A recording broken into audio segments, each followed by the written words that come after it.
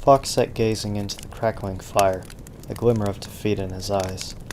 Azura noticed this as she used a metal poker to push some of the firewood closer to the hungry flames. Don't feel bad. Your training has only just begun. We still have 2 days to help you prepare. I just want to find Crystal. The masked fox shook her head. That again. Such foolish thinking will get you killed. For now, wait.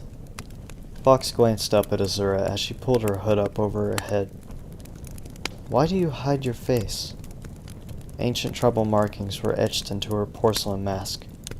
No questions about the mask. Why not? Enough about the mask. Fox chewed on a few berries from his food cup quietly. So you have all this power and strength, and you just live here as the town psychic? Azura shrugged. It's a living. Well, why aren't you in the military or something? You could do some serious damage with those telekinetic powers. Some powers should only be used when necessary. The flow of time dictates when I am needed. Fox shook his head, still confused by her peaceful lifestyle and philosophies of time. I don't get it. What's the big deal with hiding your face anyways? As he posed his question, he began to reach for Azura's mask. She instantly gripped the back of his neck and pointed the fire poker at his face, the glowing tip inches away. Her eyes burned into his with a piercing glare.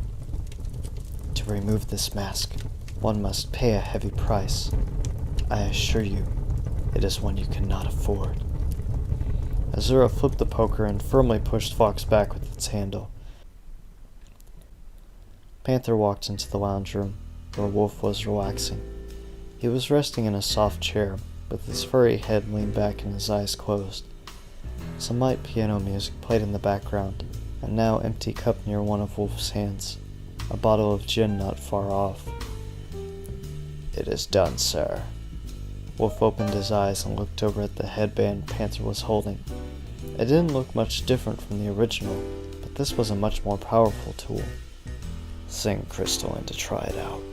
See to it that she masters this device. This will be her assignment until we are ready to attack. Yes, sire. Panther turned and exited the room, heading down the lonely temple hall towards the sounds of clashes and thuds. He walked into a large room full of discarded pillars from the temple wreckage.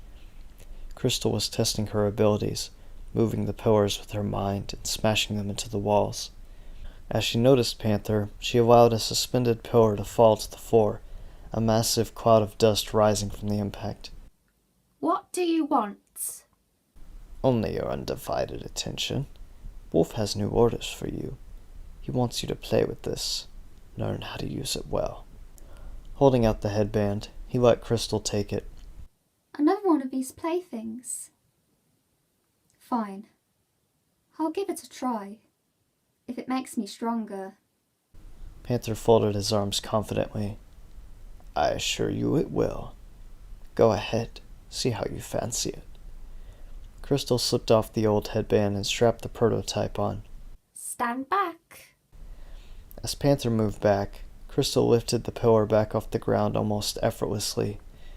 Focusing her mind's strength, the pillar immediately shattered into pieces. She let out an astonished gasp and grinned widely. I could have fun with this. It's much better than the other one. Excellent. You have today to train with it. Then tomorrow, we begin our attack with you leading the way. Panther quickly left to allow Crystal privacy for her new objective. So you still wish to tread the path of destruction? I'm disappointed in you, my friend. Crystal glanced over to see the ghost of her childhood friend Serena. Shut up! I don't need your sympathy.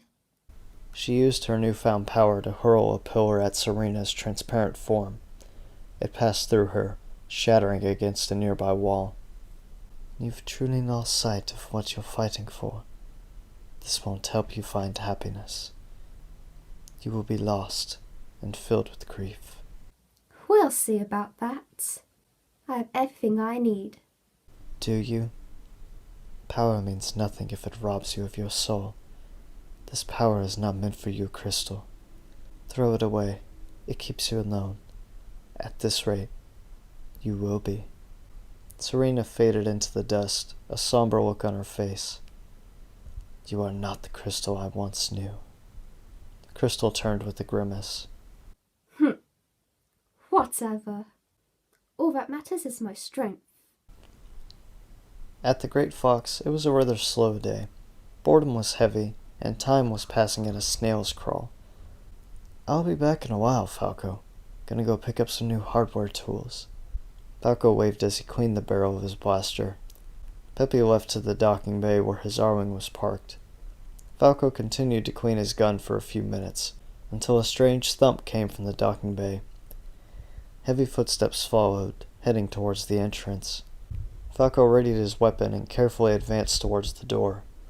With a deafening crash, the door was rammed off its hinges, smashing into the bird. His blaster clattered across the room as a tall beast entered the Great Fox. The intruder sniffed about with his flaring nostrils. It would seem the girl is not here.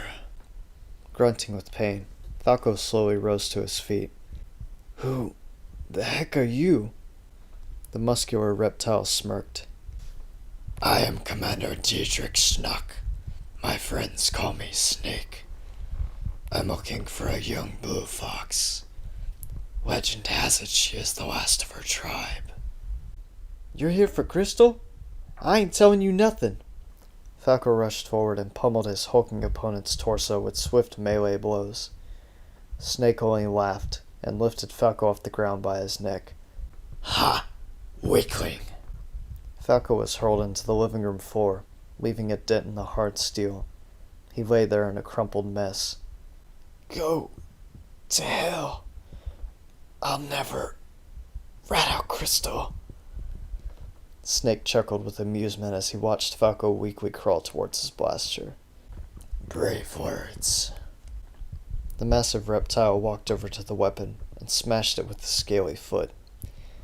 Grabbing the bird by his jacket, Snake lifted the defeated Falco up to his level again. We'll see just how long you can hold on to that kind of talk.